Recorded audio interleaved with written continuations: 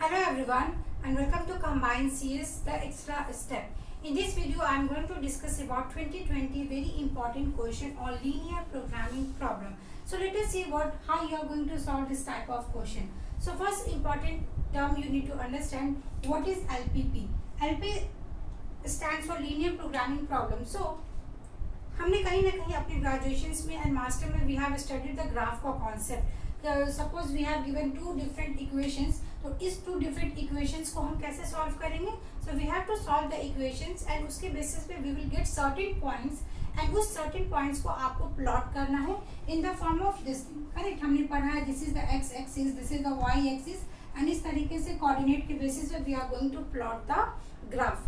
Now इस graph को plot करने के लिए in linear programming problem there are so many different types of question जो यूजीसी नेट एग्जामिनेशंस पे पूछे जाते हैं. तो this is the question I have taken from 2020 जो रिसेंट ईयर का क्वेश्चन है. Let us see what approach you need to follow so that you can solve this question in 1 minute, because in examinations 1 minute ही आपके पास है हर question को solve करने के लिए. तो चलिए शुरू करते हैं. तो सबसे पहले आपको ये समझना है कि एग्जामिनेशंस में आपको कौन सा वैल्यू पूछा है. एग्जामिनेशंस में either they can ask you max और they can give you minimum. तो हमारा ये हमेशा का हमारा हाथ में ये रहता है कि नो, हमेशा they are going to ask the true question और करेक्ट क्वेश्चन.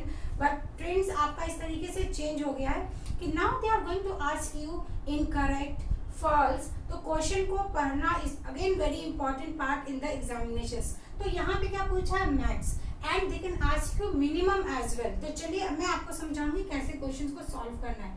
सबसे पहले हमें क्या करना होगा, ये जो गिवन दोनों इक्वेशंस है इसको इक्वेट करके we need to find the value and आपको यहाँ पे बताना है what is the optimum value. Correct. तो आप इस वीडियो को पॉज करिए, just try to solve by yourself and उसके बाद अगर आपका जो भी आंसर आएगा तो आप कमेंट सेक्शन में भी ड्रॉप कर सकते हैं. अदरवाइज अगर कोई डाउट होगा तो आप वो भी कमेंट सेक्शन में पूछ सकते हैं. तो इस क्वेश्चन को सॉल्व करने के लिए सबसे पहले हमें दोनों इक्वेशन को सॉल्व करना पड़ेगा. दैट इज इसको हम इक्वेट करने के लिए ये ग्रेटर देन साइन को निकाल के डायरेक्टली इक्वल्स टू लिखेंगे and x1 plus 2x2 equals to 5. इस तरीके से हमने इसे लिखा. एंड कैसा हमने पढ़ा, how you are going to solve this question. तो in the x1 and x2 किसी भी एक वेरिएबल को आपको इक्विवेलेंस करना है. कैसे इक्विवेलेंस करेंगे? आइदर आप इस वाले में 2 से मल्टीप्लाई करेंगे तो आपका ये 2 आ जाएगा. अदरवाइज आप इक्वेशन 2 में भी 2 से मल्टीप्लाई करेंगे तो ये दोनों टर्म आपका सेम आ जाएगा. तो इट डिपेंड्स ऑन यू कि कौन से इक्वेशन को आपको मल्टीप्लाई करना है. लेट अस सपोज मैंने इस पूरे इक्वेशन को 2 से मल्टीप्लाई किया तो what I will get? I will get 4x1 plus 2x2 equals to 8 and there I will get x1 plus 2x2 equals to 5. Now अब जैसा मैंने बताया कि अगर आपकी दो इक्वेशंस है तो इस दो इक्वेशंस में हमने एक वैल्यू को इक्विवेलेंस कर लिया. नाउ आपको सिंपली इसको माइनस करना है. तो जब आप माइनस करोगे वी विल गेट 3x1. ये आपका कैंसिल हो जाएगा बिकॉज प्लस 2 एंड माइनस 2 ये कैंसिल आउट हो जाएगा and you will get here 3. 8 minus 5 3. Now simply x1 equals to क्या आ जाएगा? 3/3 दैट इज 1. तो we get the value of 1. इसके बाद आप इस x1 की वैल्यू को इस दोनों इक्वेशंस में से किसी में भी पुट करोगे. ठीक है, इसमें से किसी भी इक्वेशन में आप पुट करोगे. तो this is the first point you have to understand, because कि आपने इसी इक्वेशन को यहाँ पे कन्वर्ट करके मल्टीप्लाई बाई 2 किया. तो बहुत सारे ऐसे लर्नर होंगे जो आफ्टर गेटिंग x1 वैल्यू वो इसको इसमें पुट कर देंगे. No, this is a wrong approach. आपका रिजल्टेंट ये वाला इक्वेशन है तो आपको अगर x1 की एक वैल्यू मिली है that x1 you need to put in this two new equation. तो हमें हमारे पास x2 की क्या वैल्यू आएगी तो आप यहाँ पे पुट कर दो. लेट अस सपोज मैंने यहाँ पे x1 इक्वल्स टू लिखा 1 तो I will get 2x2 equals to what? 5 था, यहाँ पे एक 1 है तो 5 minus 1 so x2 equals to 4/2 we will get 2.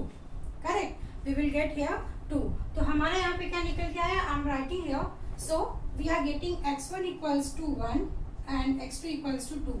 तो ये दो वैल्यू आ गई.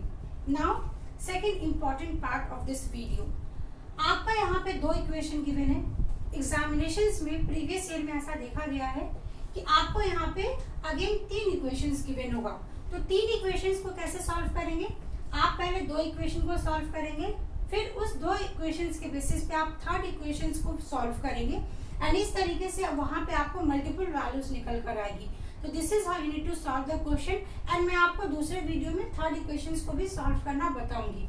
ओके, तो अब हमें यहाँ पे 2 वैल्यू मिला, तो एग्जामिनेशंस में this was a question very easy, because जो भी हमें यहाँ पे वैल्यू मिला, अब आप क्या करोगे, सिंपली इस गिवन इक्वेशन में आप पुट कर दो। ओके, बिकॉज जो मैक्सिमम वैल्यू है वो हमें क्या देगा, ये। अब यहाँ पे वैल्यू क्या आएगा, we get 2 into x1 value is 1 plus 3 into 2, so we will get 2 plus 6, that is 8. So what is the answer? Answer will be 8. इस क्वेश्चन में it was very easy question. अगर कोई 4th स्टैंडर्ड का भी student होगा then also he can solve the question.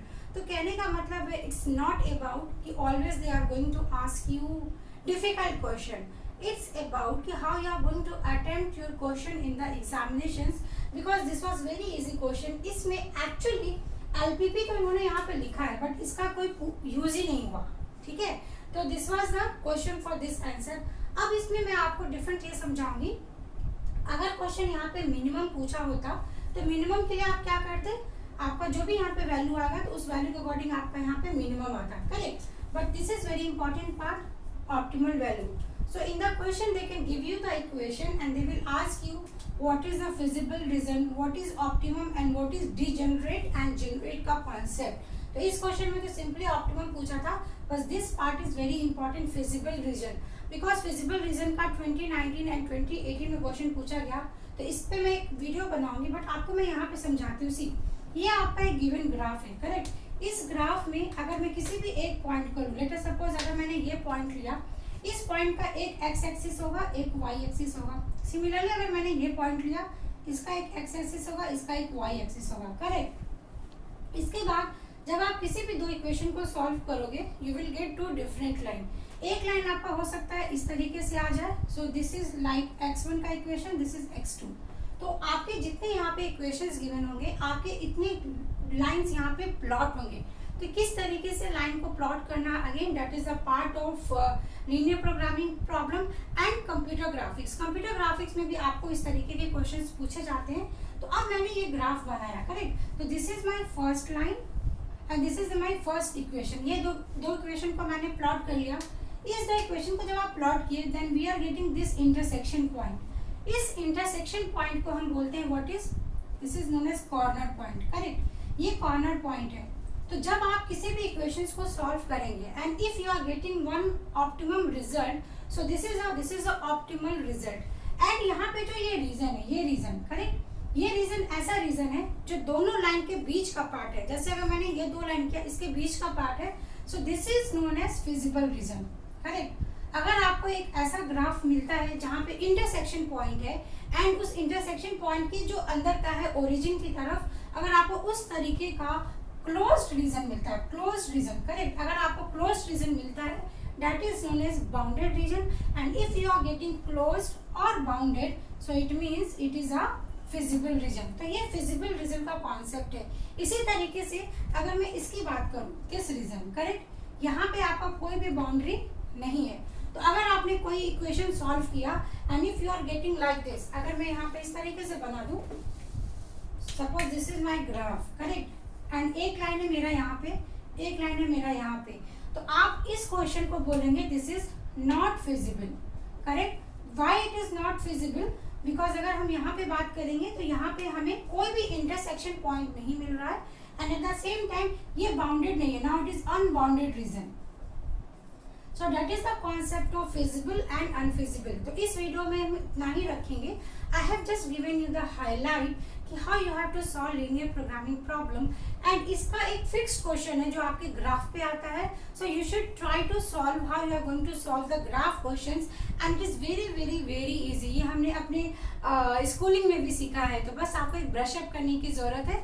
तो अगर आपको ऐसा लगता है कि these videos are very helpful for you and आपको एक क्विक रिविजन की ज़रूरत है, तो आप हमारे क्लासेस को ज्वाइन कर सकते हैं। We have already started our batch of computer science student। तो अगर आपको उस बैच के बारे में कोई भी इंफॉर्मेशन चाहिए, then you can ask me in the comment section। इस वीडियो में इतना ही। वीडियो को लाइक करना, कमेंट करना एंड शेयर करना बिल्कुल भी ना भूलें, because it is very important for us also कि आप हमारे फैमिली से जुड़े। एंड अगर अभी तक आपने चैनल को सब्सक्राइब नहीं किया है, I will also request to subscribe our channel and hit the bell icon for all the notifications. Thank you so much.